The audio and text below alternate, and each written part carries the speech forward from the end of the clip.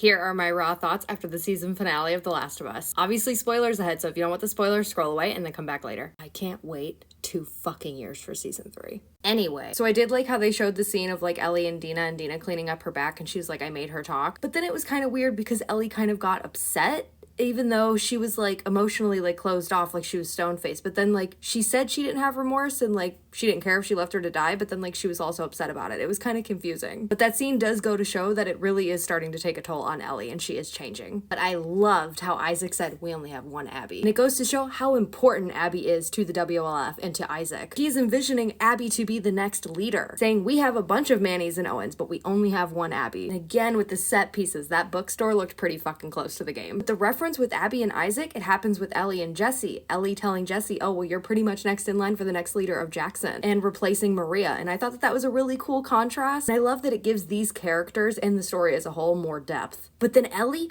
instantly ripping Jesse a new one when she finds out where Abby is. Her emphasizing to Jesse, oh, my community fucking died and they made me watch. Because Joel really was the only person she had in this world. And then Jesse is realizing Ellie is so far gone and she only cares about one thing: killing Abby. She doesn't care about who dies along the way, including herself. And then I loved the boat scene and the huge wave coming up and tipping her over, accurate to the game. But it even goes to show that Ellie does not care. She sees the waters out there and she was like, yeah, I don't care if I die as long as I can hopefully get to Abby. It's also really interesting to see like the war between the WLF and the Scars like slowly unfold, and I can't wait to see more of that. But inside that fucking aquarium, again, an identical set piece. Seeing those bloody bandages, game players know what happened there. But instantly when we walk in on that conversation between Mel and Owen, I want to deep dive on that, but a separate video. There's a lot to unpack there. But Ellie using the same method that Joel would use, like you point to it and then you point to it and see if it's the fucking same. I love the game Easter eggs like that. But then they made that change with Mel. Like what the fuck was that? And even though the Mel scene was more brutal, I don't like the back and forth between Ellie feeling remorseful and then vengeful. Like just pick a lane, because I don't know what they're trying to do here. Like on one hand, you're trying to humanize her by having these real emotions, but then you're also showing that like she just has no care in the world for anybody. But then the look that Jesse gave Ellie the second that he found her, it was stone cold. He was like, I can't believe you did this. And his perspective has changed, obviously, now that he knows that he's becoming a father. He looked at her like she was a fucking monster. But then that theater confrontation was almost a 1-to-1. I fucking loved it. I got chills when I heard Abby. And then transitioning to the WLF base, which again, fucking identical to the game. And then it's saying Seattle Day 1. And I'm like,